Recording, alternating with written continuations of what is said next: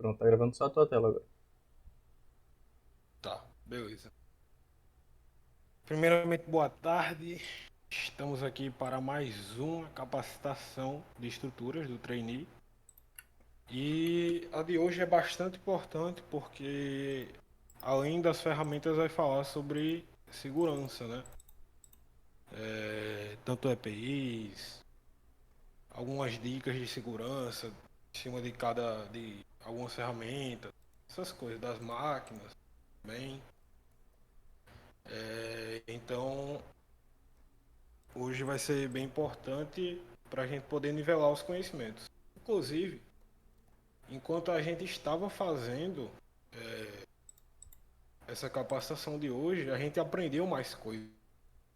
Então sempre vai ter algo a mais para a gente aprender sobre esses assuntos assim.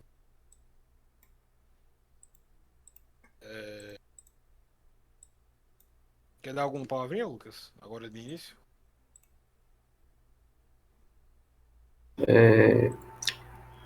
É importante todos conhecerem o ferramental que a gente usa, né? Principalmente no que diz respeito às boas práticas no uso desses equipamentos, né? A questão de usar ele de uma forma segura e para a aplicação correta, não estar usando ele indevidamente. No mais, eu vou, em alguns momentos que eu achar importante, eu vou pedir para o Dailton para fazer algumas interrupções breves e nós podemos seguir. Beleza. Então eu vou passar aqui para os tópicos que a gente vai falar hoje, né? Que é basicamente, eu já expliquei um pouco mais, ferramentas manuais, ferramentas elétricas, máquinas, equipamentos de proteção individual e equipamentos de proteção coletiva, certo? Bora, a gente vai seguir aqui a ordem. Vamos começar com ferramentas manuais. São aquelas que, como o, o próprio nome já diz, a gente usa com a mão e não necessita de energia elétrica.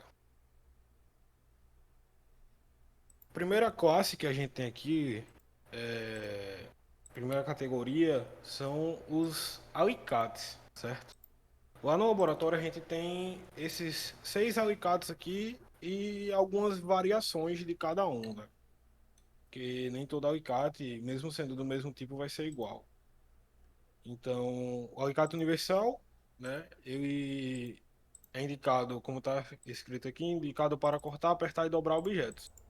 Então, ele junta a função desses 3 outros alicates aqui que são mais específicos. Como o alicate de bico, que é indicado para segurar objetos, especialmente objetos pequenos ou fios e arames em locais de difícil acesso, quando a gente não consegue acessar um local e precisa segurar uma porca, por exemplo, a gente geralmente usa o alicate de bico para essa função.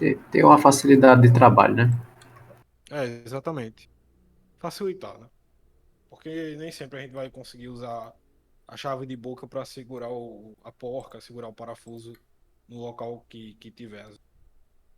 E aí o alicate de corte, como o próprio nome já diz, indicado para cortar objetos, especialmente fios e arames. E vocês podem ver, aqui não dá para ver pela foto, mas fisicamente dá para ver, né, presencialmente, que ele tem uma angulação diferente, que isso permite fazer um corte rente à superfície ou fazer um corte na diagonal da superfície, dependendo de como a gente posicionar o alicate, certo? O alicate de pressão, que a gente utiliza para segurar, pressionar e fixar objetos, com um grande aperto. A gente vai falar mais na frente do modo esmeril. Então, geralmente para segurar as peças que vão lá no modo esmeril, é recomendado usar um alicate de pressão, porque a gente consegue segurar a uma distância legal, com um aperto legal. Então a gente consegue, mesmo estando segurando o alicate, a gente ainda consegue ter uma precisão no movimento que a gente vai querer fazer no modo esmeril. Então esse alicate é muito bom para essas coisas, que realmente exigem um aperto forte. E tem uns macetes também, tem uns cuidados para manuseio do alicate de pressão que na prática vocês vão poder aprender.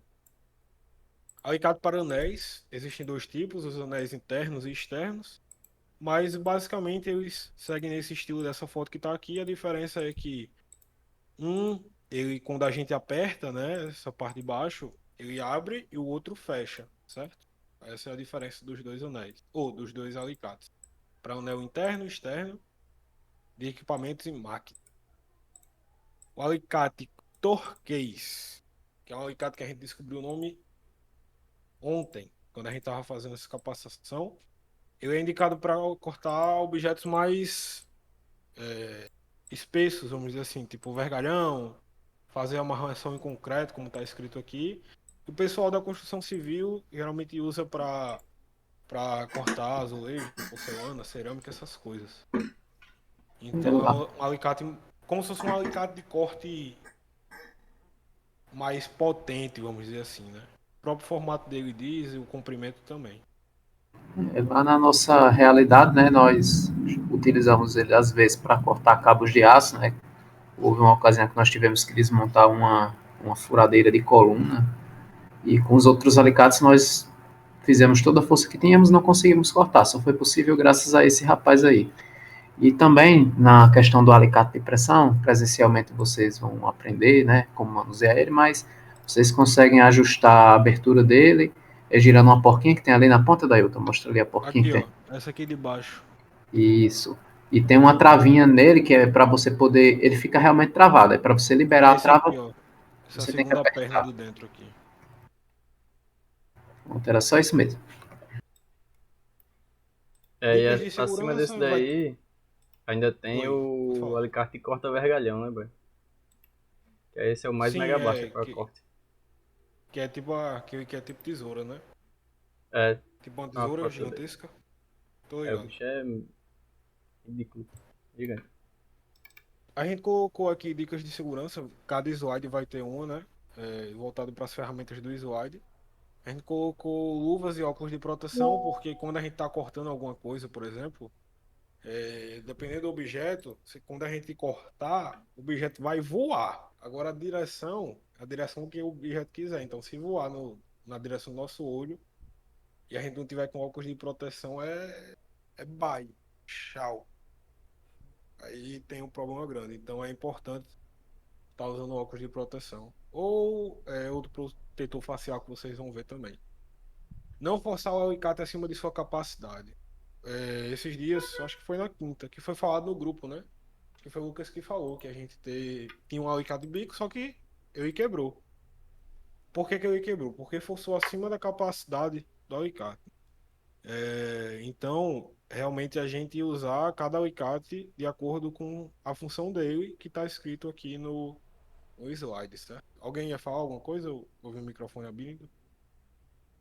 Já que foi também não só forçar ele, mas também a função dele, né? O que aconteceu Sim. foi que foi se apertado um parafuso de uma peça do torno. Que aí teria a chave, que vai ser mostrado também, né? Que seria uma chave de boca. Seria o correto. E aí a pessoa não tava com a chave de boca ali na hora, improvisou com o alicate. Foi ainda mais o alicate do bico fino, que ele não é tão robusto quanto o alicate universal. E aí ele quebrou.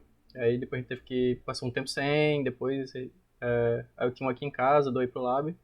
Mas por um tempo a gente ficou sem alicate de bico fino. Então é bem importante a gente respeitar a função de cada alicate, não só de cada alicate, mas cada ferramenta.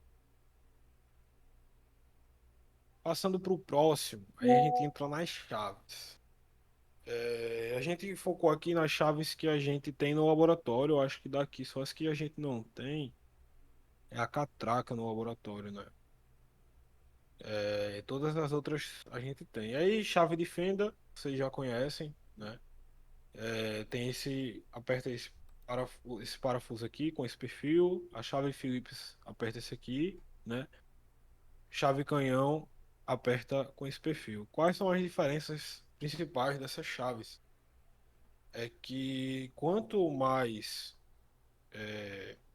extremidades, vamos dizer assim, tem parafuso, maiores vão ser as posições que a gente consegue encaixar a chave. Então, por exemplo, a chave de fenda, a gente só consegue encaixar em 2 posições. Na chave Phillips, a gente consegue encaixar em 4 posições. Na chave canhão, em 6. E aí por aí vai aumentando. Então, facilita na hora que a gente vai apertar um parafuso, né? Dependendo do parafuso que a gente utilizar, fica mais fácil a manutenção de tirar, de arrochar o parafuso, certo? Alguém vai falar alguma coisa?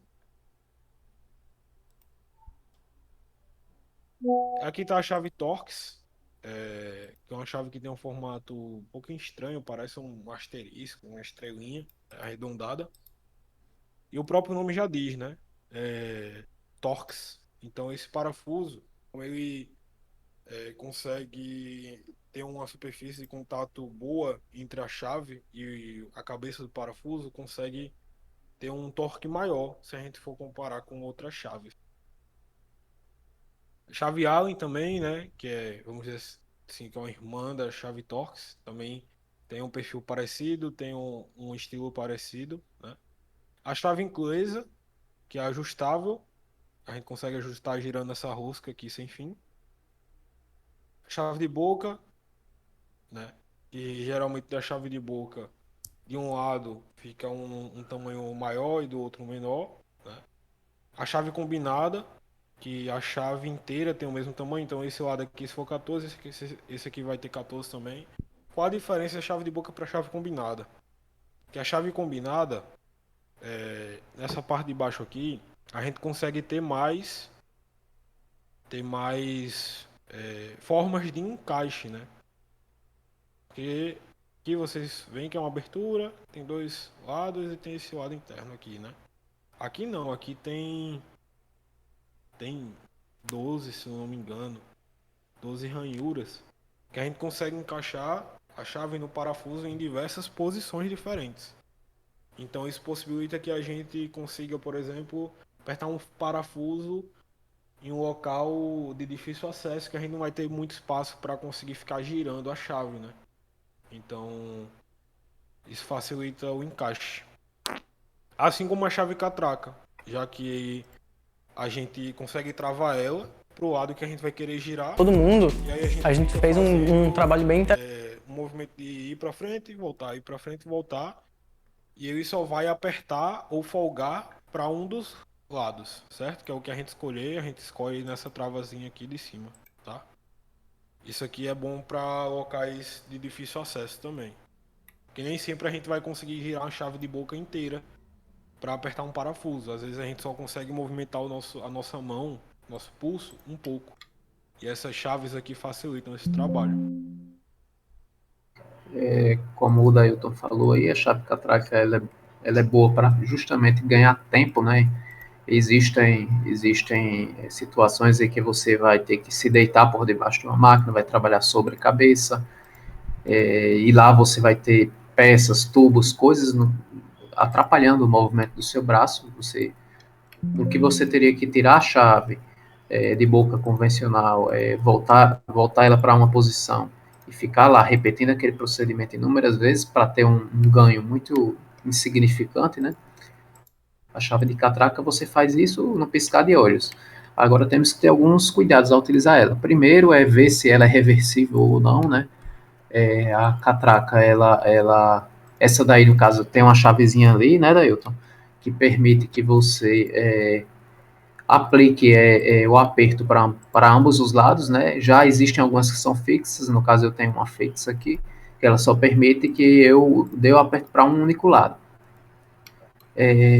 Essas chaves vêm com kits de sockets, que são aqueles dispositivos que estão ali embaixo da chave, e esses sockets você consegue substituir eles, né? De acordo com o tamanho do parafuso que você quer apertar. Porém, nós temos que ter outros cuidados. Essa chave ela é uma chave mais sensível do que uma chave de boca convencional, né? Nós usamos elas para dar aquele aperto inicial, mas o aperto final, pelo menos na minha experiência, o ideal é usar outra chave, porque eu já vi inúmeras situações de mecânicos quebrando essa chave, e não só o mecanismo dela, como eu já vi quebrando ela mesmo, por tentar dar um aperto maior do que ela suporta. Quando a situação ideal era usar um outro tipo de chave. Já aconteceu comigo isso aí. E aí, e aí a gente entra também, acabou de falar, né? Dica de segurança, luva e óculos de proteção. E não exagere no aperto para não danificar a rosca, porque óbvio que a gente não vai deixar um parafuso folgado, mas parafuso ele não precisa, a gente não precisa exagerar muito, né? Principalmente se for um parafuso mais pequeno, com uma rosca menor, né? A gente não consegue fazer isso. Então, quando a gente aperta nesse, mais do que o necessário, né? Pode acabar danificando a rosca do parafuso, certo? Passando para as próximas, as serras. A gente colocou aqui as serras manuais que a gente tem no laboratório, né?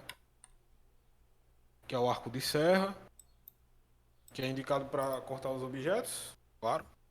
E possui tipos diferentes de lâminas para materiais diferentes, como madeira, metais. Tem uns que é específico para aço. Enfim, tem vários tipos de, de serras que a gente pode encaixar aqui com mais dentes, formato do dente diferente, enfim, né? E a gente consegue ter um apoio maior quando comparado ao mini arco de serra, que é o próximo, que também a gente usa a mesma lâmina, né? Só que a gente coloca de uma forma diferente. E essa aqui é indicada para locais de difícil acesso, para peças menores, que a gente precisa de um detalhe maior, talvez no corte, né? Mas o princípio é o mesmo, só que a diferença é que esse aqui a gente só vai ter um apoio de uma mão, basicamente. Então, acaba sendo para serviços menores mesmo ou de difícil acesso. Mas as lâminas são as mesmas. A gente consegue apertar aqui na ponta e tal. E aí vai para a questão do. E aí a gente passa para o serrote, que provavelmente todo mundo já conhece, que é indicado para madeira, para fazer corte em madeira, porque a gente não é tão fácil de trocar a serra Todo mundo, a gente fez. desses Todo aqui. mundo, Então, ele é feito todo realmente mundo, para madeira. a gente fez um trabalho bem Acho que vocês já trabalharam com ele, né? Cortando aquelas peças pro dispositivo rotativo. Eu me lembro deles terem trabalhado com eles. Só mais um adendo. É muito importante prestar atenção ao tipo da lâmina que está equipada no arco de serra, né? Esses dias, a gente sempre utilizou lâminas para metal, né? Só que esses dias estava eu e Venâncio lá trabalhando e a gente encontrou uma lâmina que era para PVC, equipada no arco de serra. E é uma coisa que está tão no nosso costume de não verificar isso, porque a gente espera que vai ter uma serra de metal ali, que a gente estava sofrendo cortando uma peça, né? Inclusive a Isabel também, ela foi uma vítima disso aí, a gente não tinha verificado isso e ela sofrendo para cortar uma peça e era uma lâmina para PVC.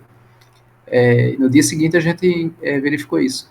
Então, até para quem for comprar, é importante verificar as especificações da lâmina. Ver também se ela foi equipada com os dentes na direção correta, né? Se você equipar na direção errada, você vai fazer a força para o corte para frente, mas você não vai cortar. E para trás você não vai fazer força, que a sua intenção é voltar com a serra, e ali você vai ter seus movimentos desperdiçados, vai gastar muito mais energia do que deveria. Então é muito importante ter esse cuidado de verificar os consumíveis que estão equipados no equipamento. E aí, né, partindo para as dicas de segurança, utilização de uva, luvas, óculos e protetor auricular. O protetor auricular mais para quando a gente vai cortar um metal que está fazendo muito barulho, que não está com algum óleo da vida, né? E aí faz mais barulho também. Então, protetor auricular só algumas vezes.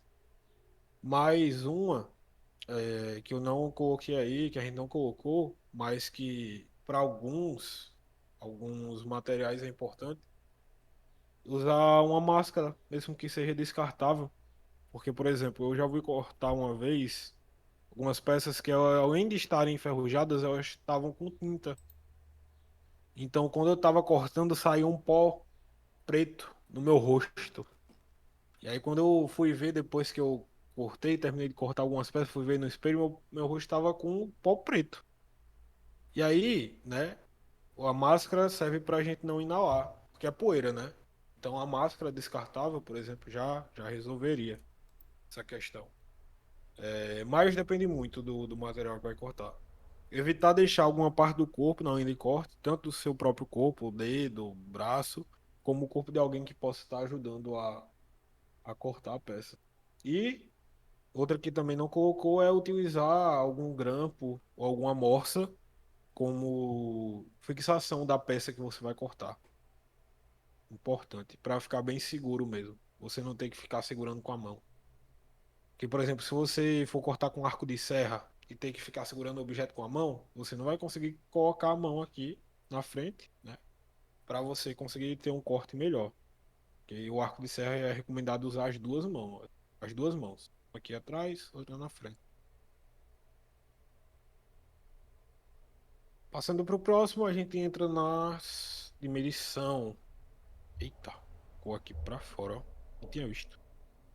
Tem a trena, que você já deve conhecer, indicado para medição de ambiente, geralmente um quarto, uma sala, ou algum objeto maior, né? Que entre na casa dos metros, cada trena. Tem o esquadro, que a gente consegue medir os objetos e os ângulos desses objetos, geralmente de 45 e 90 graus. Alguns esquadros só conseguem medir 90 graus, né?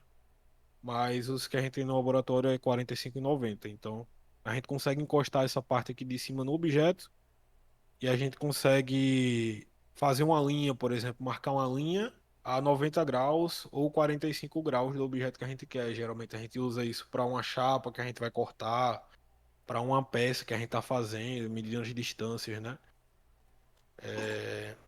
Passando para o paquímetro, ele é indicado para medição de objetos, furos, rebaixos e ressaltos pequenos, que a gente pode ter uma maior precisão, que a gente precisa ter uma maior precisão, porque o paquímetro possibilita uma precisão boa, né? Se a gente for pegar, geralmente, eu acho que os que a gente tem lá no laboratório mede. Tem um que mede, eu acho que de 0,5 milímetros em 0,5 milímetros, né? 005. 0,05 é. 0,05 e o outro acho que é 0,1 milímetro. 0,2. É Zero- 5 centésimos e 2 centésimos. Perfeito. É justamente o que Dailton e Gustavo estão falando aí, é muito importante prestar atenção à resolução de cada equipamento desse e as diferentes escalas, né? Eles têm escalas tanto em milímetros quanto no outro sistema, que seria em polegadas, né? E é incrível que a quantidade de pessoas que não sabem ler em polegadas. Vocês vão ter um treinamento de metrologia, né? Se eu não me engano, daí eu acho que está no cronograma. Sim, sim.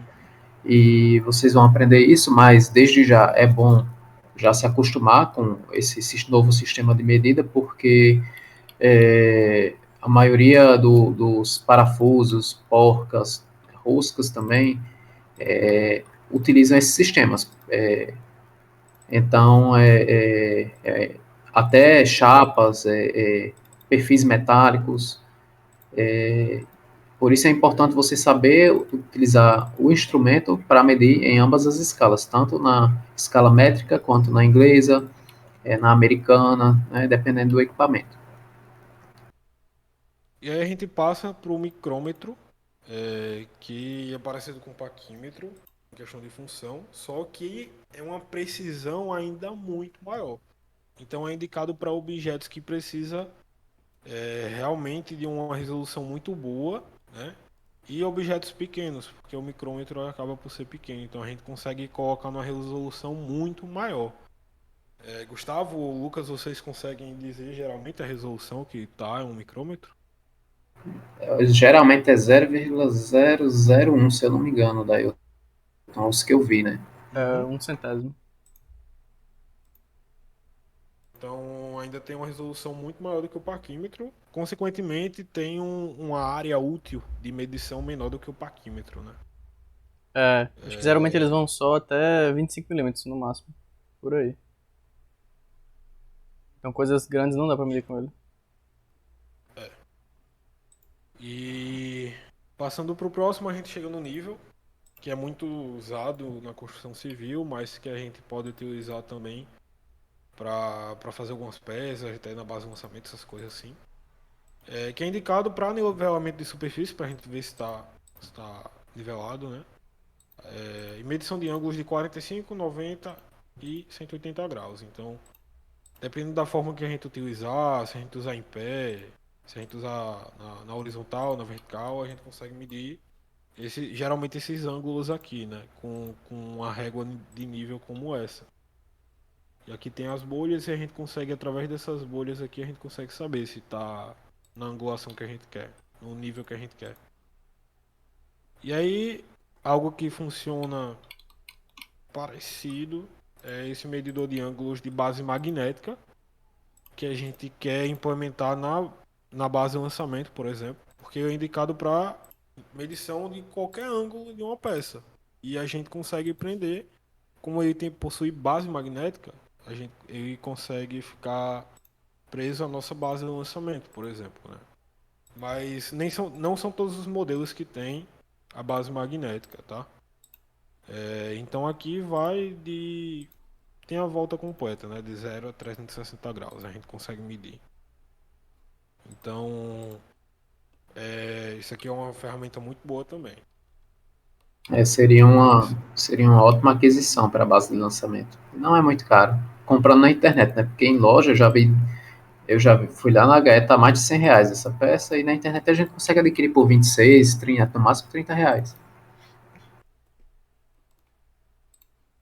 E aí tem as dicas de segurança aqui, que é utilizar luvas de proteção, que tem algumas que tem partes afiadas, como paquímetro, esquadro, que geralmente é feito de metal.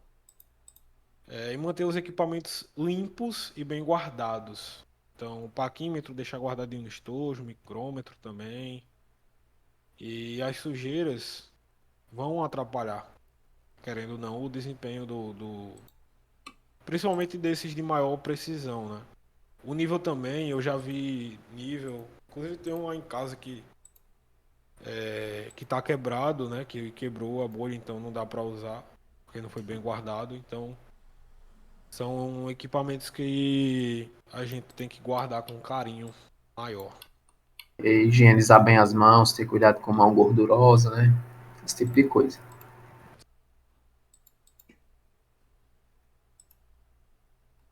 Passando para a próxima, tem aqui as de fixação.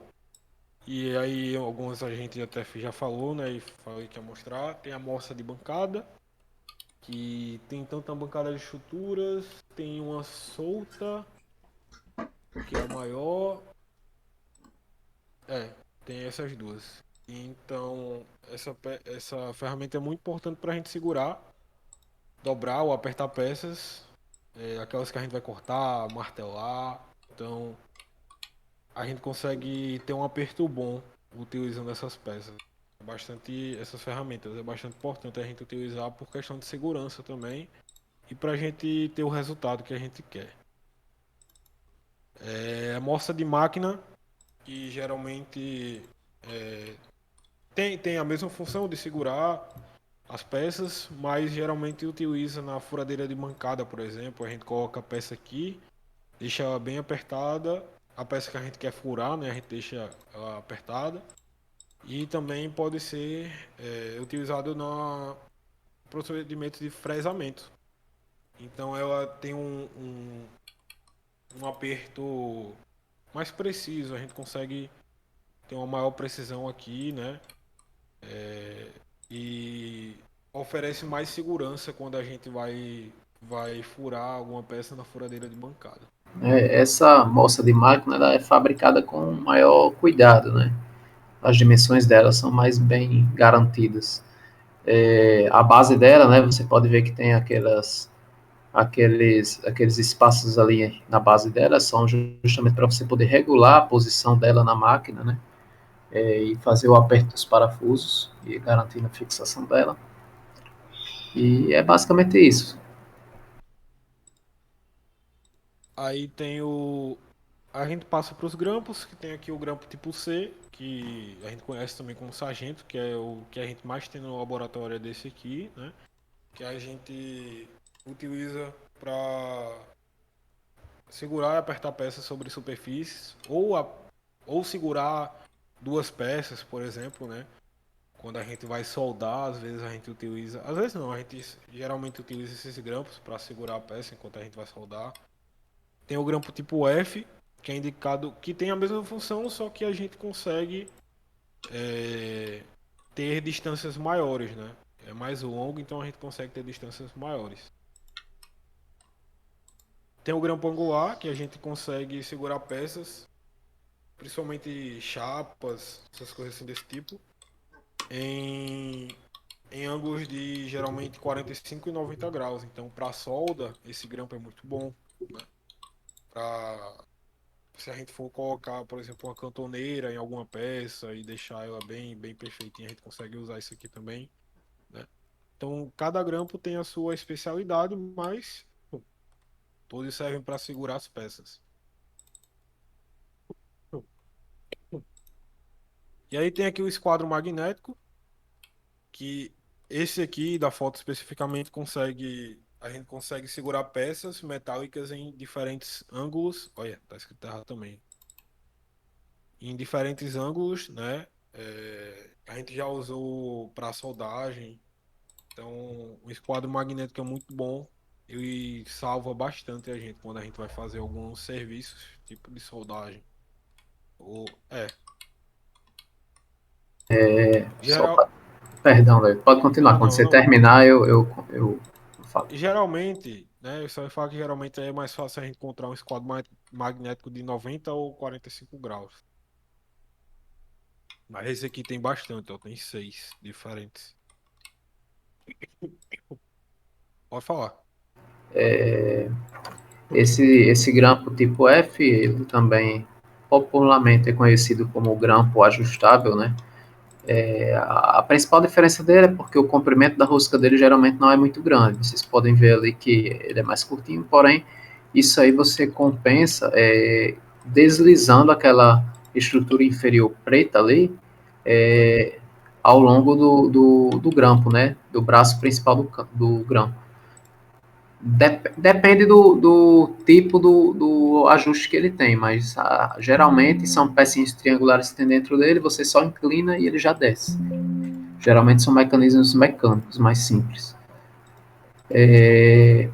Já a questão do grampo angular, ele é muito legal, muito bacana para soldagem, como o Dailton falou, principalmente quando você quer unir perfis metálicos, metalons, fazer um quadro, né, que se você tem quatro peças dessas, você consegue fazer um quadro assim, pontear ele todo de uma vez, né? Em vez de você pegar um esquadro manual e ter todo aquele cuidado de ficar posicionando. E com medo dele sair da posição, né? Na hora que você for pontear. Então, esses esquadros são bem bacanas. O magnético, esse aí, ele tem todas essas disposições que o Dailton mostrou, né? Que você pode posicionar em diferentes ângulos e geralmente eles são classificados pelo nível de força de atração que eles têm, né? Com relação à peça. Tem esquadros de 10 quilos, 15 e por aí vai, que é a força que eles têm. O ímã ele não entra em contato diretamente com a peça. O que entra em contato com a peça é essa parte metálica amarela. O ímã mesmo ele tem uma pequena distância dessa bordinha, Dá por até isso que pra ver aqui na foto. Tem meio que um é, sanduíche. É isso aí, exatamente. Aí por isso que o ímã ele não perde tanto a sua eficiência, né, devido ao calor da soldagem, mas mesmo assim a gente tem que ter um cuidado. Outro cuidado que a gente tem que ter é sempre estar limpando as partículas metálicas que caem na mesa e ficam por perto, porque senão o ímã atrai todas elas. Aí fica uma sujeirona presa nesse ímã e até hoje eu não consegui limpar os meus, que fica um pozinho fino preso nele e o ímã fica atraindo. É bem difícil limpar. Então, quando vocês já estiverem trabalhando, já fica limpando a mesa, sabe? Limpando a superfície para não grudar nesse ímã, que depois para tirar é chato. Passando para a próxima, né? Aqui tem um conjunto, tem diferentes tipos, né? Que a gente não conseguiu juntar todos. Aí a gente começa pelo martelo, que todo mundo já deve conhecer, que é indicado para martelar e remover pregos, e utilizar para marcação de pontos de centro com a punção. A gente vai mostrar daqui a pouco o que é a punção, mas é, ela serve para a gente marcar onde a gente vai furar, basicamente. A marreta, que na construção civil o pessoal geralmente usa para quebrar ou demolir uma superfície, né? Mas se a gente trouxer para o nosso contexto, uma marreta facilitaria a nossa vida para a fixação da bancada de teste estático, por exemplo. Que a gente precisa colocar aqueles vergalhões no solo, né? A gente geralmente utiliza o martelo porque é o que a gente tem hoje, mas uma marreta facilitaria a nossa vida, que ela tem um peso maior aqui, essa parte. E ela foi feita para bater, né? Em alguma superfície. Então, o martelo foi feito para bater no prego, né? Diferente. E a gente vai para uma marreta de borracha, que também foi feito para os trabalhos que exigem impacto, só que sem danificar as peças. Por exemplo, é, por meu contexto, né, que eu geralmente utilizava, não no PRD, mas a gente utilizava uma marreta de borracha para colocar rolamento, colocar essas peças que a gente precisa ter uma força para colocar, né, mas que a gente não pode danificar essas peças. Essa ponta aqui é feita de borracha ao invés de metal. Tem as limas de diferentes formatos, né? Indicados para lixar e desbastar peças de diferentes materiais. Então, geralmente tirar as pontas de uma chapa que tá com ponta afiada, a gente geralmente faz muito isso, né? Dar um acabamento, alguma peça que a gente cortou com a esmerilhadeira. Então, realmente são ferramentas para acabamento mesmo, para a gente conseguir dar um acabamento melhor. Geralmente a gente utiliza lá no laboratório com metal, já que a gente trabalha mais com isso. Mas também pode ser utilizado para madeira. Só que ela vai ficar mais suja, né? Então a ferramenta que realmente é indicada para madeira, só para madeira, é a grosa, que parece com a lima. Mas se a gente olhar mais de perto, acho que aqui não dá para ver muito. Mas se a gente ver uma grosa mais de perto, vocês vão ver que os. Não é dentes, mas eu vou chamar de dente, porque vocês vão entender. Serve para desbastar as peças feitas de madeira, então a gente consegue desbastar mais rápido a madeira por ter uma gramatura maior, vamos dizer assim, né? Então é parecido com a lima, só que é dedicado para madeira. E aí tem o rebitador, alicate, rebitador, rebitadeira, tem vários nomes para isso aqui, que a gente utiliza para fixação de rebite em peças. É, E aí Assim, tem aqui, nelas tem os diferentes tamanhos para diferentes rebites, né? Nessas partes metálicas aqui a gente consegue trocar o bico, né? E conseguir colocar rebites de tamanhos diferentes. Pode falar, Lucas. assim, o rebitador ou rebitadeira, que é o modo que eu prefiro chamar, né? Tem vários nomes. Podem ser utilizados vários tipos de consumíveis, né? Que são os rebites. Só temos que ter cuidado com um detalhe. Os rebites têm diferentes especificações, né? Eles são diferentes. Então, variam em diâmetro, em comprimento e principalmente no tipo de material que eles são feitos. Existem rebites de diversos metais, mas os mais comuns são alumínio, aço e aço inoxidável. O problema é a força necessária que você tem que fazer no alicate, no equipamento, para poder utilizá-los. Um alumínio é muito mais fácil de deformar do que um aço inoxidável. Então, o aço inox ele agride mais a sua ferramenta, se ela não for uma ferramenta muito robusta. e com o tempo ela vai quebrar se você usar só rebite de aço inox. Então, para a nossa realidade, o ideal seria usar rebites com uma menor resistência, dependendo da aplicação. Nós já utilizamos algumas vezes, poucas vezes, né? Uma delas foi para fixar o fundo de um armário, né? Que nós reformamos e instalar no laboratório.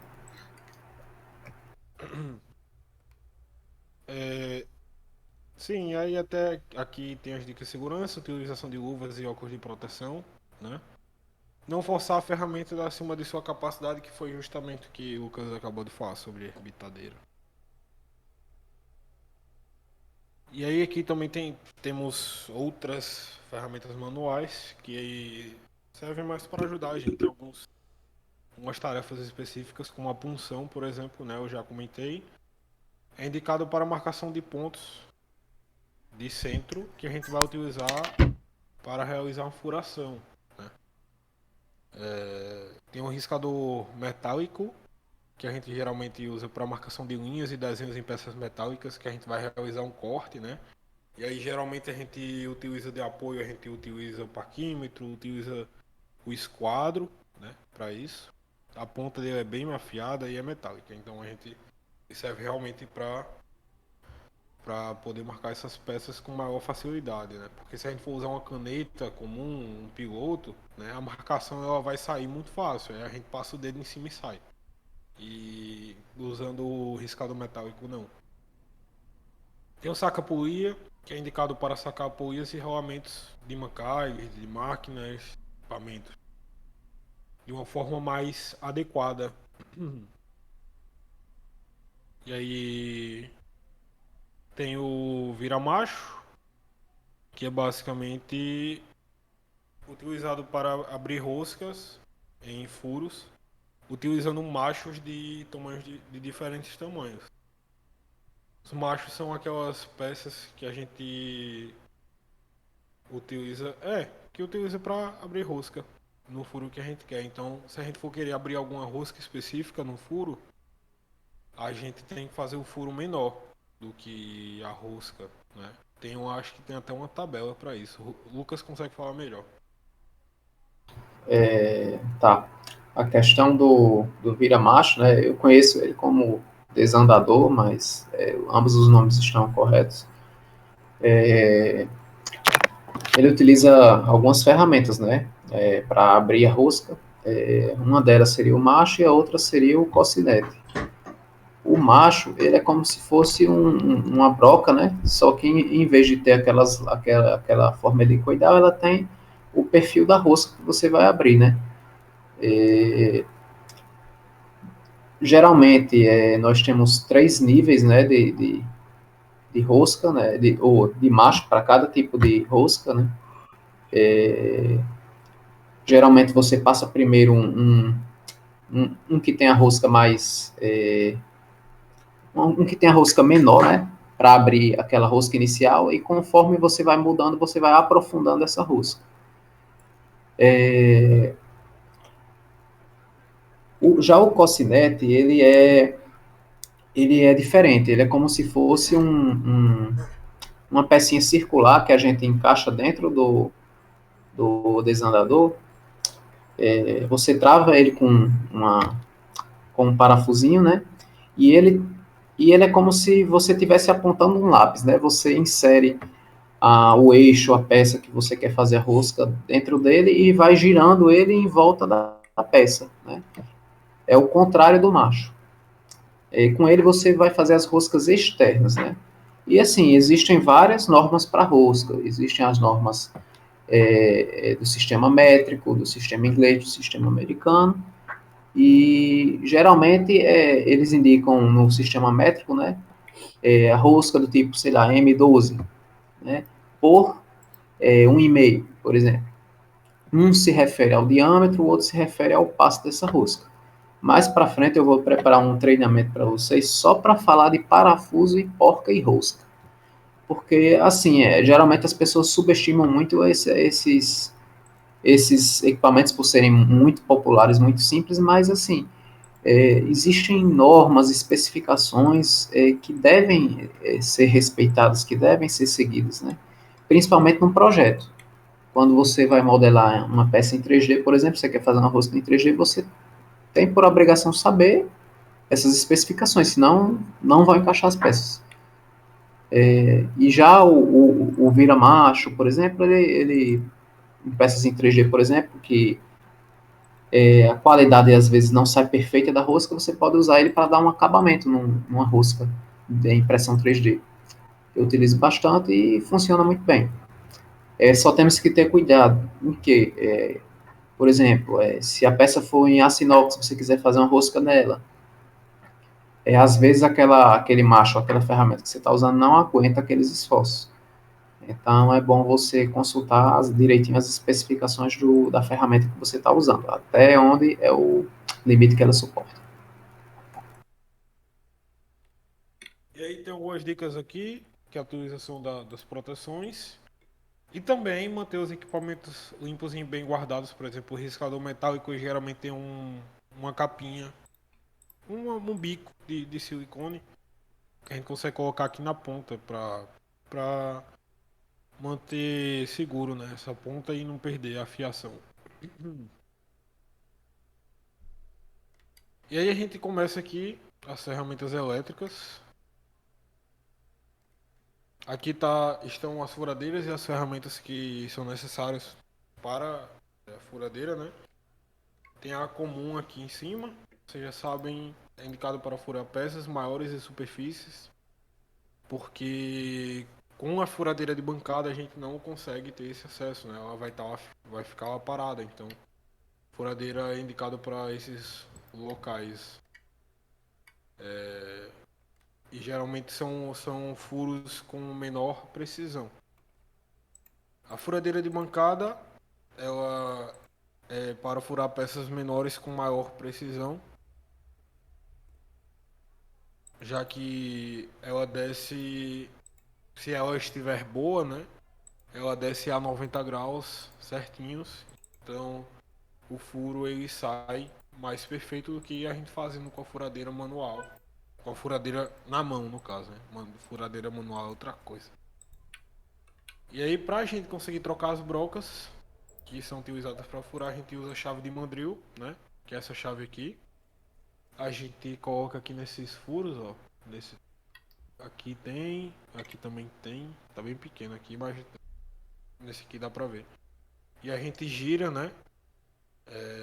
O mandril com essa chave e consegue trocar as brocas, que são essas aqui. Tem tanto as brocas comuns, essas aqui são especificamente para metal, né? A gente consegue ver pela ponta. As brocas a gente consegue identificar o material que ela tem que ela é indicada pelo formato dela, né?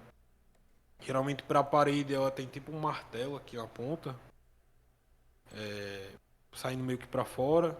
Para madeira tem uma ponta bem afiada e ela é meio redonda na ponta também. Esse aqui é para metal. E aqui tem as serras copo, que a gente usa para fazer furos maiores, né? Do que o comum. Porque cada furadeira vai ter o seu limite de broca. Então, usando a serra copo, a gente tem meio que um apoio que não está aqui na foto, mas parece uma broca, a gente prende em nenhuma broca, né? E a gente consegue dar o aperto aqui. E sempre tem que utilizar junto da serra copo uma broca pro furo do centro. Porque se a gente for furar assim direto, a gente não vai conseguir furar do jeito que a gente quer. A gente tem que primeiro fazer o furo, e aí com a broca aqui no meio, ela geralmente passa aqui no meio para fora, a gente vai perfurando até chegar a serra copa e a gente conseguir fazer o furo do diâmetro que a gente quer.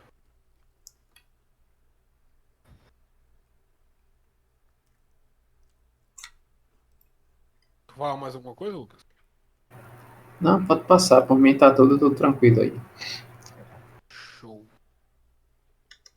Passando para a próxima, temos a parafusadeira, que o próprio nome já diz, é indicado para parafusar parafusos em peças e superfícies. Tem um pessoal que usa também isso aqui como furadeira, né? Dá para colocar broca aqui, porque o estilo é o mesmo, né? A pega é parecida, não precisa de chave de mandril, a gente faz com a própria mão, né? Esse aperto. Mas para peças menores, tem pessoal que usa parafusadeira. Não é adequado, né?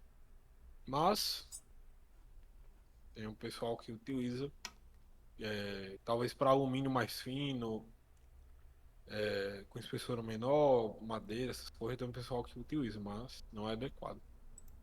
E aí, na parafusadeira, ao invés de brocas, a gente encaixa soquetes, que são esses aqui de cima, que geralmente é para parafuso ou porca sextavados, e bits, que são esses aqui, que como se fossem as chaves, né? Chave de. Tem aqui bit de Fenda, bit de Phillips, Torx, estilo Allen sextavado, né? Tem vários tipos. Essas ferramentas elétricas, né, parafusadeira, é só fazer uma observação sobre elas aqui. É interessante utilizar em nossos projetos, porém, em alguns a gente não pode. Por exemplo, a bancada de teste estático é uma delas, que na hora do teste nós não podemos montar as peças com o motor lá preso com ela, né? E o foguete nós podemos trabalhar na estrutura dele com ela, porém, se tiver com propelente eletrônico, as outras coisas lá dentro, não é interessante. É você utilizar, né? Não pode usar. Exatamente.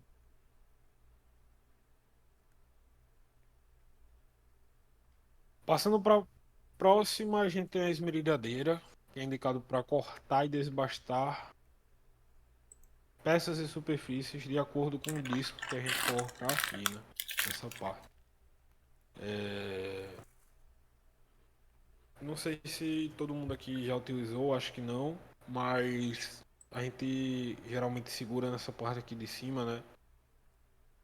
E aqui atrás, então é uma ferramenta muito potente. A gente tem que manter uma base fixa no chão com os pés para poder usar ela, não, a gente não pode usar de qualquer forma.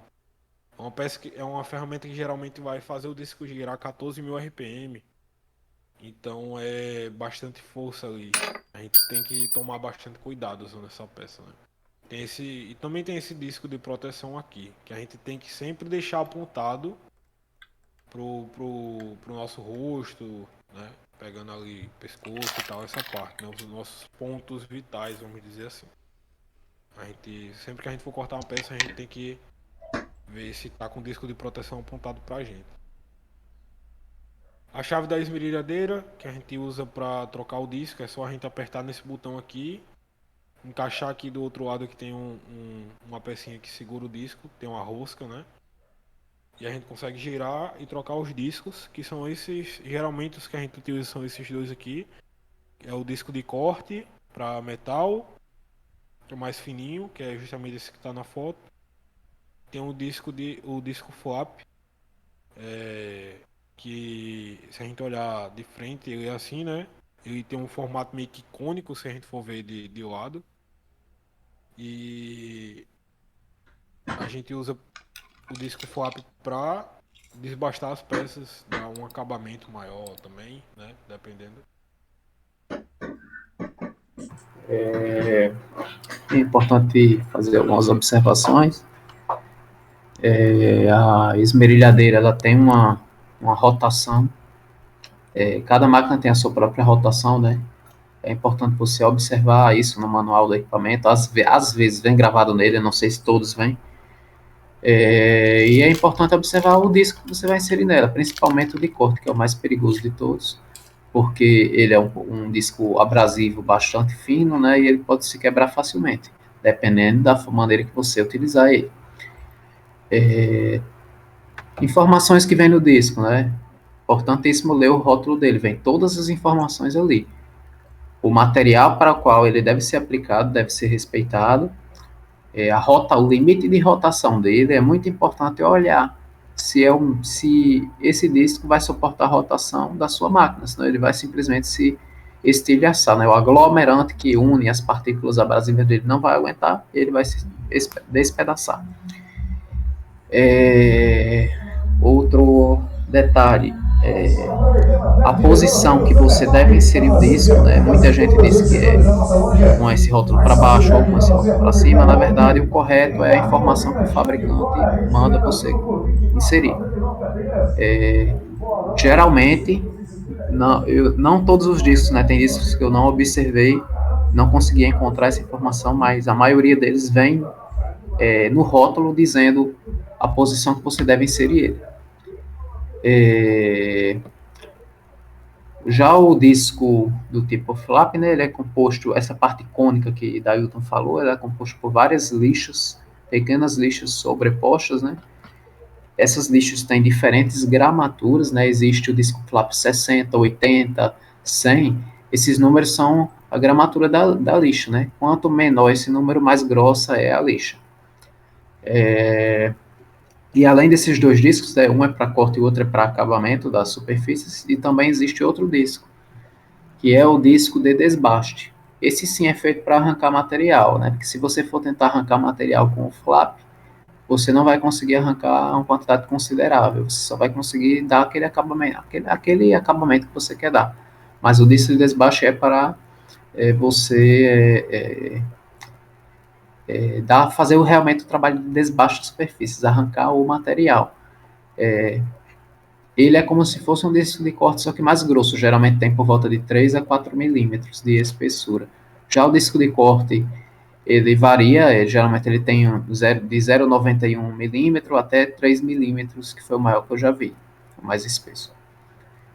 Então, é importante respeitar todas as informações que o fabricante nos diz, seja de limite de velocidade, posição que o disco deve ser inserido e aplicação do material, são as características mais importantes. Passando para as próximas ferramentas, são as ferramentas elétricas de serra. Tem duas. A serra mármore, que é indicado para furar peças maiores e superfície. Quê? Eita! Esqueci, eu acho que a gente esqueceu de atualizar isso aqui, né? Mas a serra mármore ela é indicado para cortar placas maiores, como madeira, o próprio nome já diz mármore, né? Alguém tá mudando, acho que é Gustavo.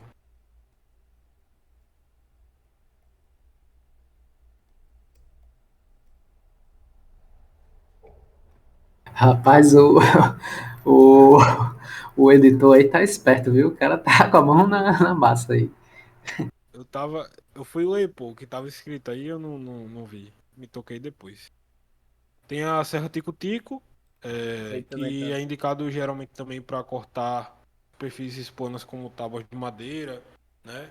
Tem de alumínio, de, não sei de ferro, mas geralmente eu já utilizei para madeira e alumínio, porque tem de metais também no geral, porque eles vêm com as lâminas que a gente encaixa aqui, ó.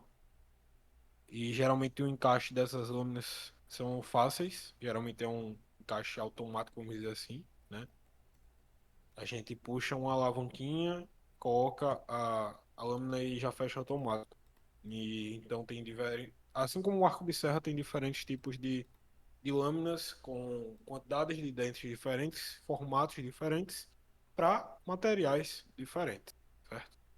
Dependendo da forma que a gente colocar essa parte aqui de baixo, a gente consegue fazer cortes a 90 graus, a 45 graus da chapa também, tá?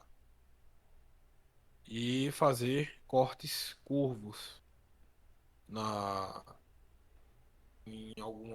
na superfície, certo?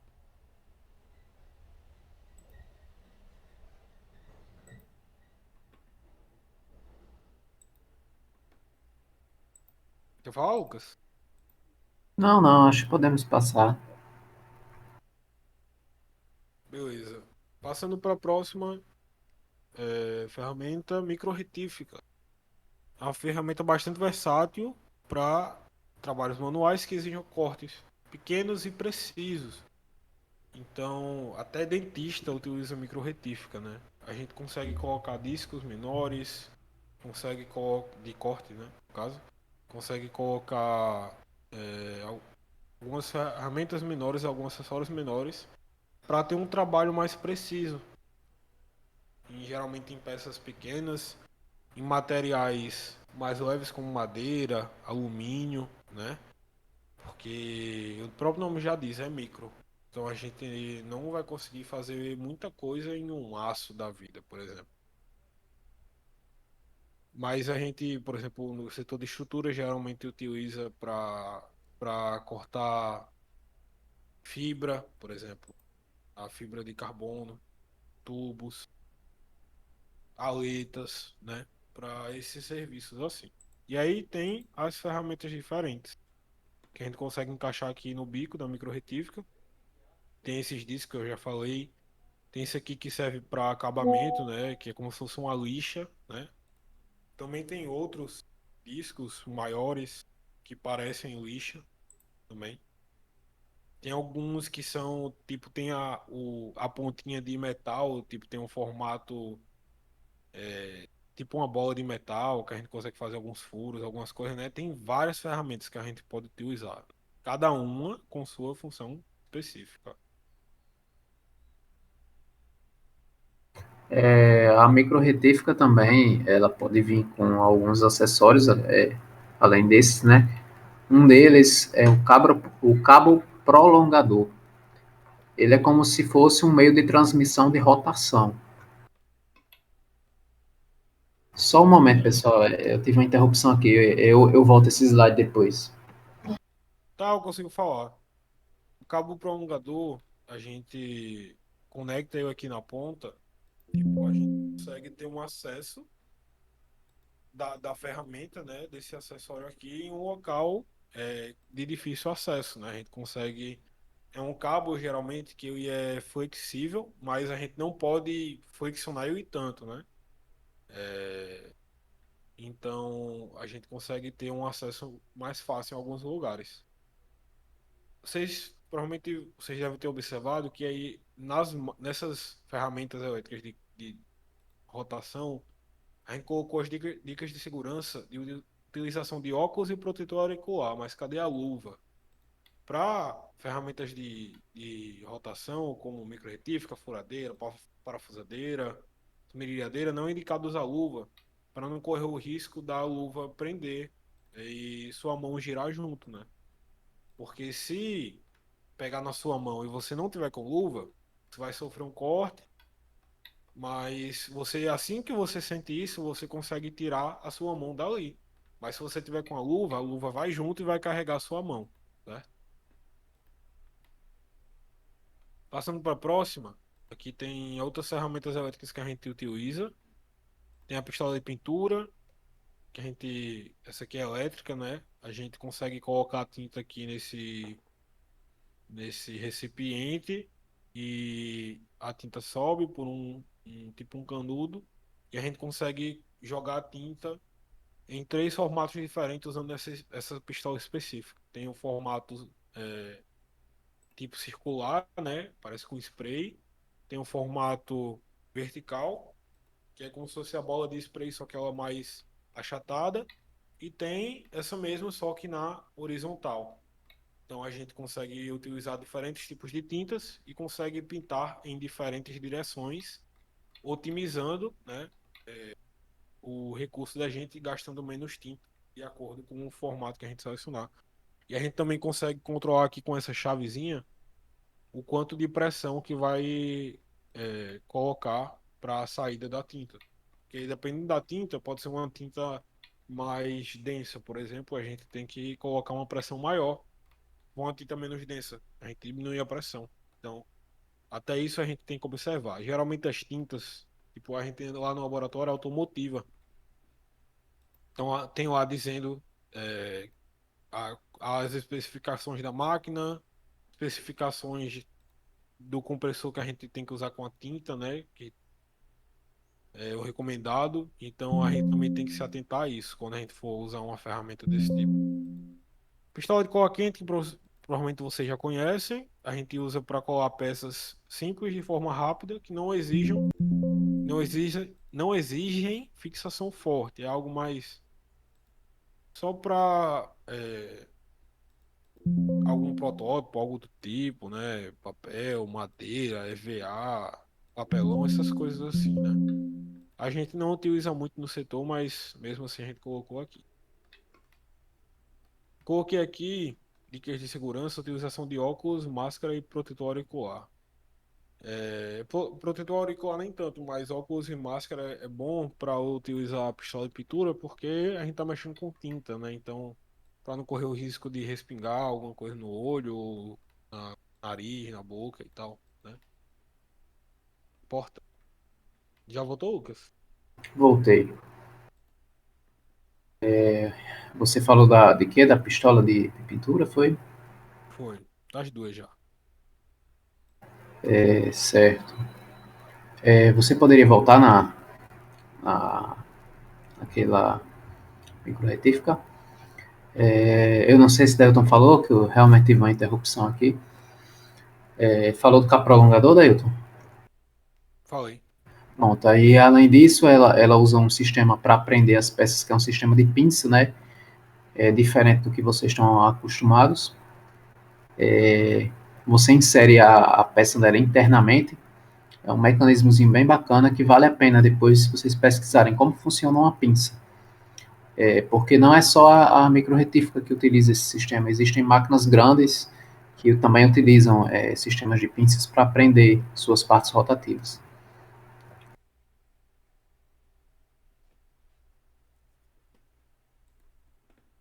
Agora a gente vai iniciar as máquinas. Começa com a máquina de solda, que é indicado para soldar peças, diferentes metais utilizando eletrodos, né? Aqui tem os acessórios que a gente tem que utilizar, os cabos, né? Porta-eletrodo, cabo de aterramento e a própria máquina aqui, essa especificamente é a mesma que o Lucas tem, que a gente geralmente está utilizando no laboratório, então a gente consegue regular a corrente que a gente vai utilizar na solda aqui, né? Com esse botão estável. Os eletrodos, que possuem diferentes tipos, com composições diferentes, para materiais diferentes e também com espessuras diferentes. Lucas vai conseguir explicar melhor isso aí. E tem aqui duas ferramentas que a gente utiliza muito, que é o martelo picador e a escova de aço, que a gente utiliza para remoção da escória proveniente da solda. Então a gente soldou uma parte, a gente vai tirar a escória para poder soldar mais, de novo passar por cima e tal. É muito importante quando forem comprar, adquirir ou utilizar uma máquina dessa no laboratório, você olhar logo a marca dela, né? A marca dela, o modelo dela e pesquisar sobre ela. Geralmente essas máquinas têm manuais disponíveis online. Se não tiver, vocês podem pedir o manual ao dono da máquina, procurar o manual no laboratório, porque é muito interessante você olhar as especificações dela. Essa máquina, por exemplo, ela tem uma corrente máxima de 145 amperes, se eu não me engano, né? E existem tabelas que devem ser tomadas como referência, né? Você não pode simplesmente soldar e utilizar a potência máxima da máquina, você não vai ter um bom desempenho. Os eletrodos têm diferentes espessuras, bitolas diferentes, tipos de revestimentos diferentes, né? Cada um deles vai se comportar de uma maneira. Alguns vão abrir o arco mais fácil, outros ter o arco vai ser mais difícil abrir o arco, né? Alguns vão pregar mais na peça, alguns vão derreter mais fácil, outros não, alguns vão ter uma resistência maior, alguns vão ser adequados para um determinado tipo de material. Então, é muito importante fazer esse estudo sobre a aplicação de cada consumível e sua relação com os parâmetros da máquina. No caso dessa máquina, no que diz respeito à corrente, né? Essas máquinas geralmente têm componentes internos que se aquecem, ela tem um exaustorzinho, né, um ventiladorzinho que faz a remoção desse calor. Porém, quando vocês estiverem cortando com maquita, esse tipo de coisa perto dela, é muito importante vocês protegerem a frente da máquina, porque a frente da máquina dá para ver aí que ela é aberta, né? Tem algumas aberturas para ventilação. Essas sujeiras, esses pós metálicos, né, entrando dentro dessa máquina, eles vão se acumular ali dentro e vão acabar danificando esse equipamento. Outra coisa, nunca se deve encostar na carcaça do equipamento quando se estiver soldando, porque se algum componente eletrônico estiver encostando na carcaça dela, né, por algum motivo, ela vai dar choque em você. Toda peça tem que estar bem aterrada, né? Você tem que aterrar, botar a garra negativa na peça ou na mesa, em alguma coisa que esteja em contato direto com a peça. Algumas máquinas já têm um sistema de segurança que ela não abre o arco se você não tiver com a peça aterrada. Então isso é bem bacana. E se deve usar todos os EPIs, né? Mas na frente vai ter um tópico só sobre EPIs. Essa máquina específica, ela solda no processo MMA, que é o processo que utiliza eletrodos revestidos, né? Como material e o meio para fazer a soldagem. Porém, ela também é adequada para o processo TIG, né?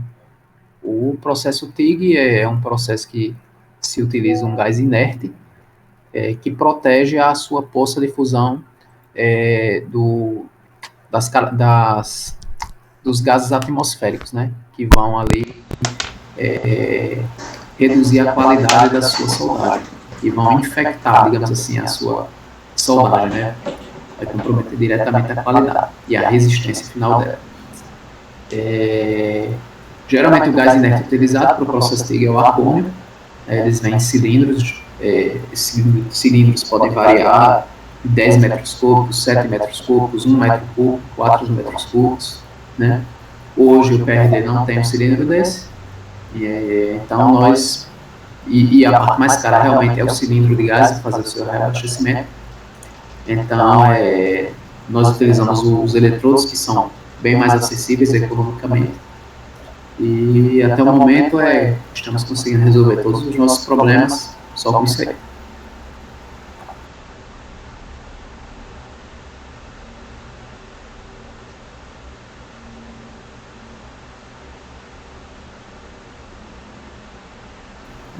Dailton, tá aí? Passando para a próxima, tem o Multimeril, né, que a gente tem lá no nosso almoxarifado, indicado para cortar, afiar, desbastar, remover ferrugem, polir, limpar e aparar diversos tipos de materiais. Né? E como já foi falado um pouco mais cedo, que a gente geralmente é bom utilizar o alicate de pressão para que a gente consiga segurar as peças e não ter o perigo de queimar o dedo, por exemplo. Porque quando a gente está desbaixando uma peça de metal, o atrito vai gerar calor e se a gente ficar segurando com a mão, a gente queima o dedo. E aí aqui, nessa foto, ele está bem bonitinho, que a gente pode fazer. Mas, né, a função dessas chapas aqui serve para poder apoiar e alguma peça reta, né? Ele pode controlar mais fácil, pintado por esses discos aqui do nosso período. Isso aqui é uma tela de proteção, assim. Liga, geralmente tem uma velocidade só, pelo menos aqui a gente tem uma só tem velocidade. Tem um disco que é para uso baixo, maior, o outro mais para aumento. Lá no laboratório, na direita, eles baixam da esquerda. Basicamente isso. Mais alguma coisa? A gente usa para muitas peças. Muitas peças que a gente quer. E dar acabamento é mais fácil de fazer aqui do que fazer com a linha, do que fazer com disco.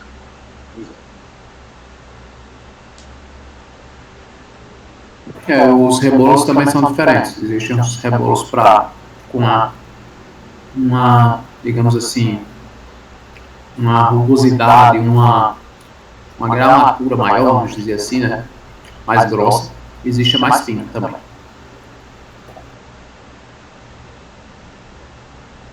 Passando para a próxima, mistura de Ele vai conhecer, mas permite criar um objeto físico com rapidez e precisão a partir de um modelo digital. No caso, é um caso de SolidWorks, um Shape da vida, até no Twitter, fazer.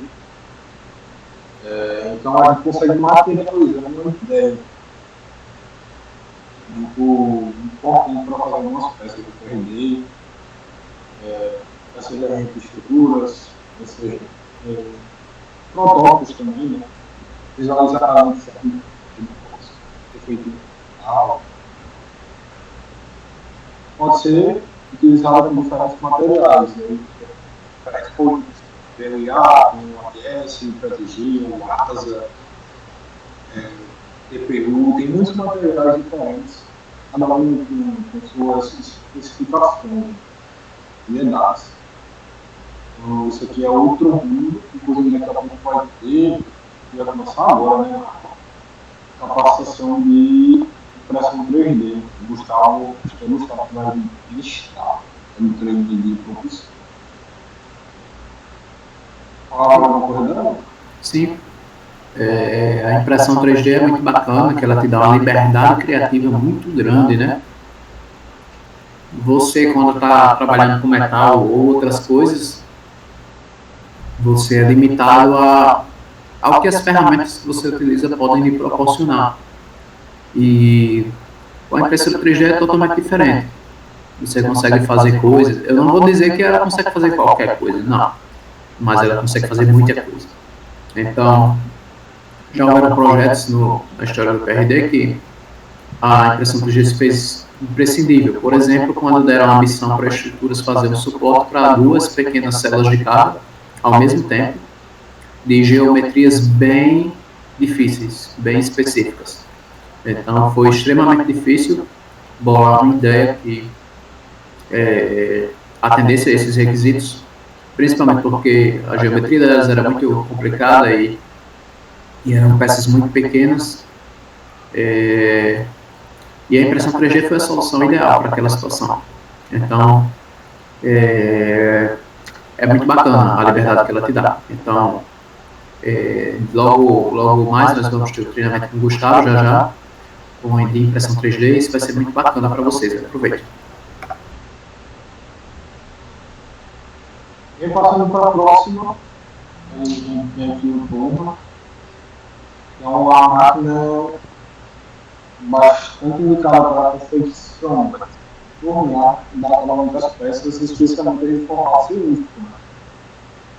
Então, muitas peças do PRD têm que ser feitas em formato cilíndrico, claro. A gente fala daqui do foguete, tem estruturas que tem que ser só fluido, e outras coisas.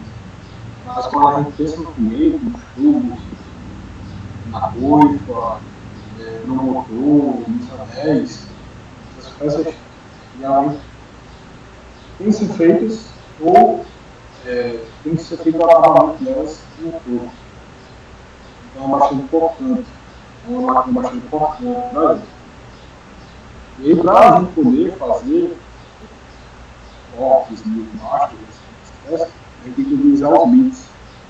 São essas ferramentas aqui para realizar a usinagem. E eles são feitos geralmente com material bem, com a liga bem resistente. E tem que ser aspirando para a gente poder fazer corte, quarto. Tem a chave da placa do corpo, acho que é aqui está a placa. Usado para. E não é esse aqui que terminou. Eu estava queria escrever na hora. Mas isso aqui é usado para mover as castanhas aqui, para a gente poder aumentar o diâmetro da peça que a gente está colocando. Então é basicamente para isso. Então ele como se fosse a chave de maneira. Tem que controlar o diâmetro da peça. Lucas? Daí teu microfone tá meio esquisito, dá uma mexida aí pra ver. Mas cortou essa parte toda? Não, não cortou não, mas ele está diferente de como estava antes. Eu vou mexer nessa Spirit. Aí, mantém assim. Fala. Tu fala. Boa, desse jeito aí. O torno ele tem várias partes, né? Uma delas é cabeçote fixo, cabeçote móvel, né? Tem aquela... tá vendo essa parte da máquina que tem esses botões, essas alavancas? Geralmente dentro dela nós temos uma caixa de engrenagens, polias, esse tipo de coisas que nós conseguimos regular a velocidade da máquina, né? E também nós podemos, além de usinar peças cilíndricas, né? Fazer furos, fazer roscas, fazer peças cônicas, nós podemos ter essa liberdade no torno mecânico, né? Então, é bem bacana também. Nós também podemos fazer parafusos, inclusive até o sextavado, porque existe parafusos, ou existem tarugos que vêm em formato sextavado também. As placas delas, né, que é onde tem essas caixinhas que prendem a peça, podem ser trocadas de acordo com a finalidade do seu serviço, né? Existem placas quadradas, essas placas de 3 caixões, 4 caixões, então é bem interessante essa modularidade que o torno tem, né?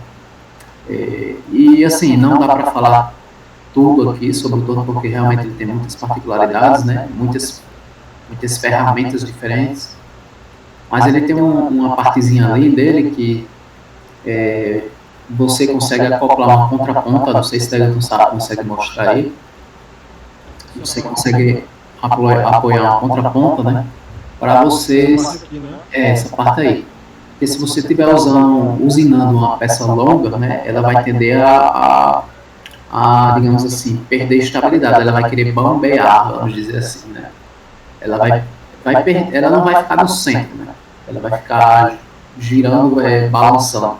Então você tem que ter um ponto de apoio, e para isso existe a contraponta. E você consegue apoiar a peça e fazer seus trabalhos de usinagem nessa peça, né? É sempre importante que ela tenha uma excelente fixação e excelentes apoios, né? Existem até outros dispositivos para isso. E outra coisa, nunca esquecer a chave de aperto no torno, senão você pode causar um acidente. Evitar colocar coisas... Não utilizar roupas de manga longa. Isso. Evitar também colocar coisas em cima do cabeçote fixo ali, para de repente não cair nenhum objeto em cima da placa enquanto ela gira. Amarrar cabelos longos. Esse tipo de coisa. Nós podemos até falar mais a fundo do torno presencialmente, né? Porque ele tem muitos sisteminhas. Aqui a gente já vai começar a parte dos EPIs, equipamentos de proteção individual. Começando pelos faciais. Tem os óculos, né? Que é indicado para a proteção dos olhos. A gente já comentou sobre alguns ao longo dos visuais, porque tem as dicas, né? Tem os óculos de proteção. Aqui eu coloquei esses dois. Esse aqui é o comum, mais comum da gente encontrar, mas também tem esse aqui, que é o óculos de proteção de ampla visão, que é indicado para geralmente quem usa óculos, tá? Eu acho que a gente tem um no laboratório, dois, desse tipo aqui. Também tem um que a gente consegue colocar, que é nesse estilo aqui, mas ele é um pouquinho maior, é um todo transparente, que é o que a gente tem no laboratório mesmo, a gente consegue usar com óculos também, para quem usa óculos integral. Tem o protetor facial, né, que é para proteger todo o rosto, não só a parte dos olhos. E tem a máscara de solda, que é indicado para proteção facial durante a solda, facial e ocular, né, porque a solda ela produz a radiação ultravioleta. Então, uma exposição constante dessa radiação aos olhos é bastante prejudicial. Essa máscara de solda aqui da foto, ela é uma máscara de solda automática, então a gente consegue enxergar o ambiente enquanto não está soldando, né? Quando a gente utiliza uma máscara de solda comum, a gente não consegue observar o ambiente, a gente só consegue observar perto da solda enquanto a gente está soldando, né? Então tem essa diferença.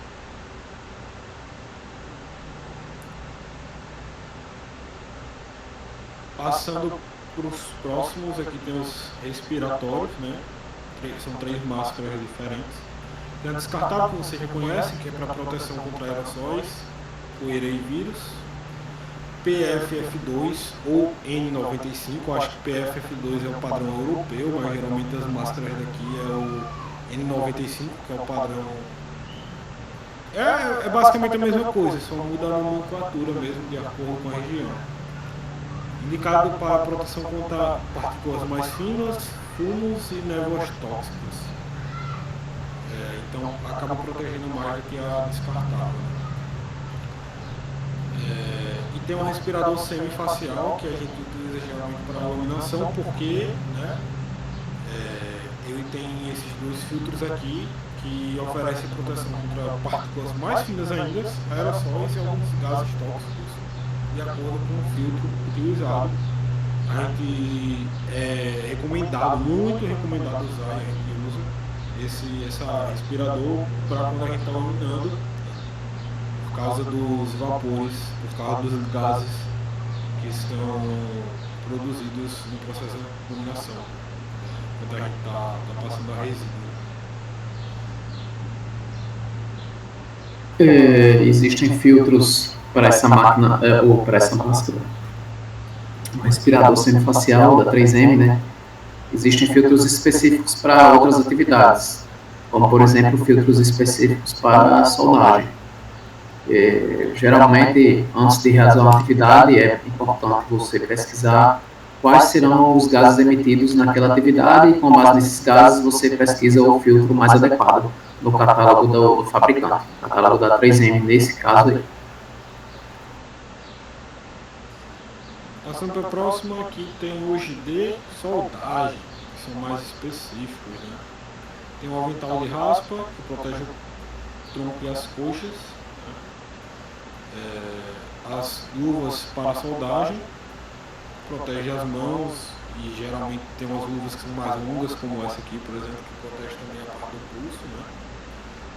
O mangote, que protege o antebraço, o braço, até a parte do ombro. Tem as perneiras, que protege das canelas para baixo contra os respingos da soldagem, né? Todos esses equipamentos aqui é para proteger contra os respingos, e a luva porque, né, a nossa mão vai estar muito próximo, então, e é muito quente, então é para proteção.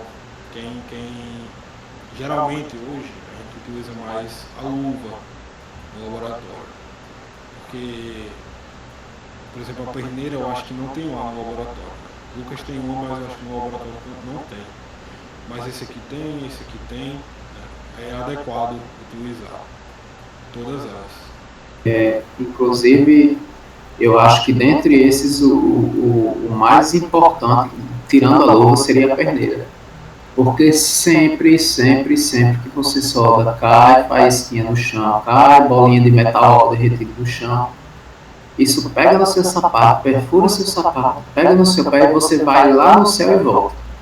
Então, isso é muito doloroso e muito perigoso também. Já o mangote, assim, a gente acaba negligenciando ele às vezes, né, por usar mais a luva, até porque esse equipamento ele é muito quente, mas assim, o ideal é estar sempre utilizando ele, principalmente se você for soldar por longas horas. E quanto mais experiente a gente fica, parece que a gente fica mais negligente, é uma coisa muito errada que a gente faz, né? Então, vamos, até os mais antigos, vamos nos readequar e estar utilizando os equipamentos que nós temos. E esses equipamentos, como eu lembrar, não servem só para proteger contra os respingos, mas contra a radiação também, né? Até vários dias que a gente soldou, no dia seguinte o Lucas aparecia vermelho, bronzeado porque a gente estava soldando no dia anterior, né? Eu já tive casos de queimaduras graves mesmo, mas não foi no PRD, foi no trabalho. Eu troquei toda a minha pele. Então serve também para esse tipo de proteção contra a radiação da soldagem. Passando para a próxima, aqui tem também sobre a soldagem, né? Tem uma dica extra aqui, que não toque na peça com tela brilha. Muito importante isso. Aqui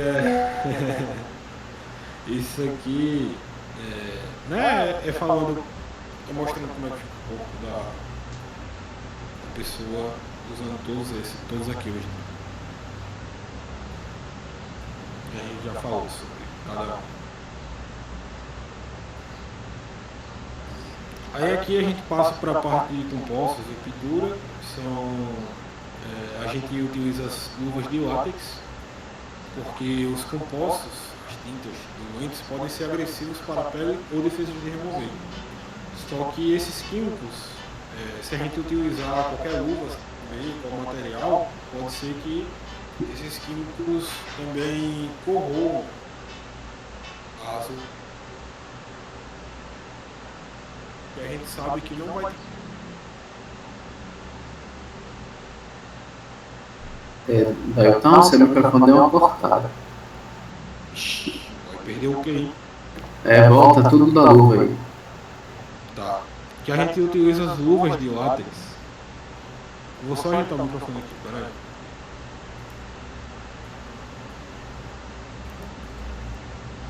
Alô? Fala. Não tô escutando mais agora. Calma. Eu tô lhe ouvindo.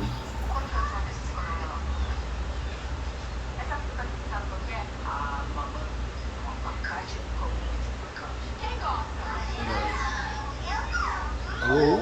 Alô? Alô? Quem fala? Não tô escutando. Ô, tristeza. Deixa eu colocar no som aqui normal do PC. Vamos falar. Pronto. Agora eu escuto. Agora, a gente utiliza a luva de látex porque a gente sabe que com os químicos que a gente utiliza não vai ocorrer problema de corrosão da luva e vai proteger a gente. E não são todas as luvas que a gente pode utilizar usando alguns químicos. E os de compostos, especificamente, as luvas de látex são adequadas. Também jaleco é bom, que protege nosso corpo, nossa roupa, dos respingos que podem vir na nossa direção. Tá? E aí a gente também utiliza aqui, né, óculos de segurança.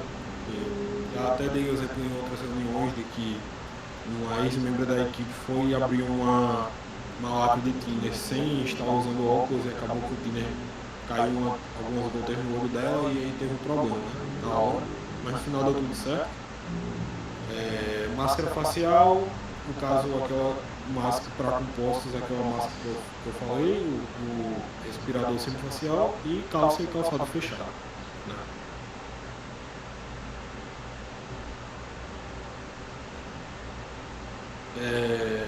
EPIs contra ruídos. Tem dois aqui que a gente tem. Esse aqui é o que a gente tem no laboratório. Esse aqui eu vou explicar porque que a gente não tem vários.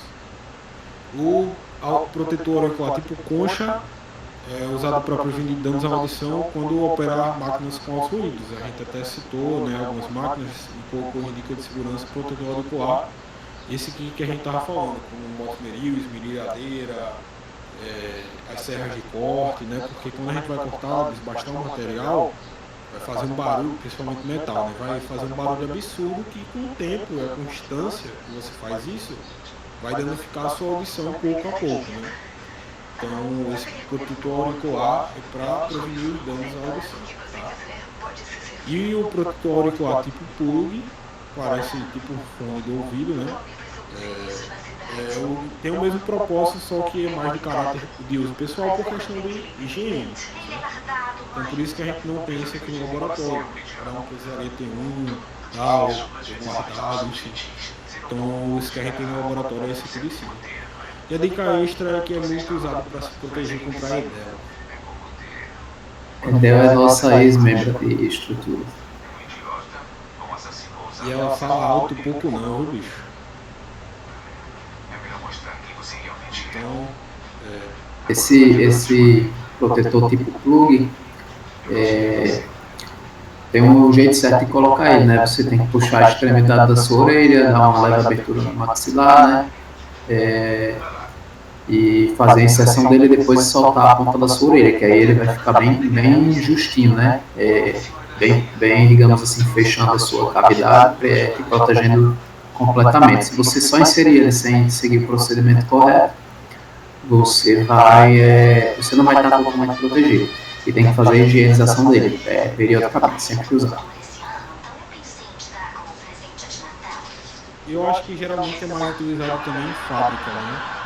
Esse aqui geralmente eu acho que é mais utilizado em fábrica por ser mais prático e por questão de higiene para cada um, né? Já que isso aqui é muito de uso pessoal. Passando para o próximo, tem os equipamentos de proteção coletiva, né? Eita! Então bugou. E a gente tem lá no laboratório, que é o extintor de incêndio, tem os dois tipos, né? Tem o que é indicado para incêndio envolvendo elétrica, incêndio geral assim, que não envolve elétrica, né? E a gente tem os dois lá no laboratório, a gente utiliza geralmente no testático, leva também para lançamento, para teste de queima, essas coisas, né? E tem a maleta de primeiros socorros, que contém remédios, itens para emergência como gases, esparadrapo, algodão, soro, essas coisas assim, né? Que a gente também leva para as operações de lançamento, de teste estático, para os eventos que a gente vai levar, que a gente vai fazer essas operações, né? Isso aqui é muito importante, a gente.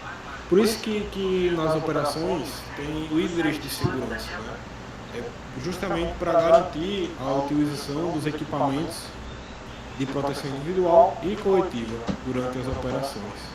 É bastante importante isso aqui, a gente não pode esquecer nunca. Qualquer problema que vier a aparecer, a gente vai conseguir lidar com o problema, certo? Inclusive é bom verificar sempre o que tem dentro, né, dele, se realmente está completinho, se realmente não tem nada tão fora da validade, né? E inclusive uma vez eu estava soldando e eu acabei dando uma vacila enorme, achei a solda linda e toquei nela, porque eu achei ela linda e não pensei nas consequências. E queimei meu dedo, e lá tinha uma armarinha que foi tiro e quebra, e resolveu o meu problema, assim, que nem bolha criou.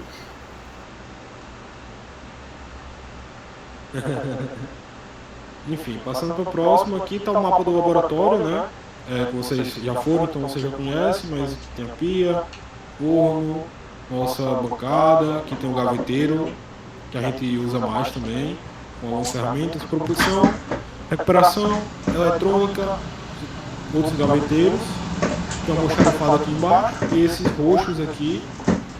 Os gaveteiros são os verdes, agora que eu fui ver. Esses roxos aqui são as mesas e bancadas de uso geral. Exatamente. Almoxarifado, as máquinas que ficam aqui, as ferramentas, são furadeira de bancada e o multimeril aqui no almoxarifado. Atualmente nós temos uma mesa que é exclusiva da bancada de teste estático, né? E temos outra que está ocupada com uma pequenininha, ocupada com uma base de lançamento, a base da base de lançamento. E o resto dela está no chão, que ela é muito grande, então nós temos um plano de botar armários em cima armários não, mãos franceses na parede em cima da bancada de estruturas para armazenar essas coisas, né, para tirar isso do chão do laboratório, que está realmente obstruindo a passagem ali, não é bacana. Essas mesas aqui de frente à nossa bancada, pouco mais por protocolo mesmo, porque se a gente for pensar, essas mesas que acaba usando é só a gente, né? Pelo menos essa metade daqui, ó, metade pra cá, e essa aqui inteira por causa da... Essa aqui é a mesa da bancada testada, né? Então, esse aqui é o mapa do laboratório. Beleza? A capacitação de hoje era isso, gente. Qualquer dúvida que vocês tiverem, podem falar. Se não tiver dúvida agora, pode falar depois também. Certo? No grupo. Vocês sabem que qualquer dúvida que vocês tiverem, a gente vai, se a gente não souber, a gente vai estudar para poder tirar. É isso, pessoal. Até mais. Alguém tem alguma coisa a falar? Acho que não, né? Tudo sus. Vou encerrar aqui a gravação, né? Então é isso, gente. Obrigado pela presença de vocês, né? Como vocês sabem, a gente está com pouco tempo para desenvolver as capacitações e a gente investiu bastante tempo para que essa ficasse com qualidade boa, né? A gente até adiou uma semana para a gente conseguisse fazer de uma forma que ficasse legal, que não faltasse nada e tal. Então, obrigado pela presença de vocês. Valeu.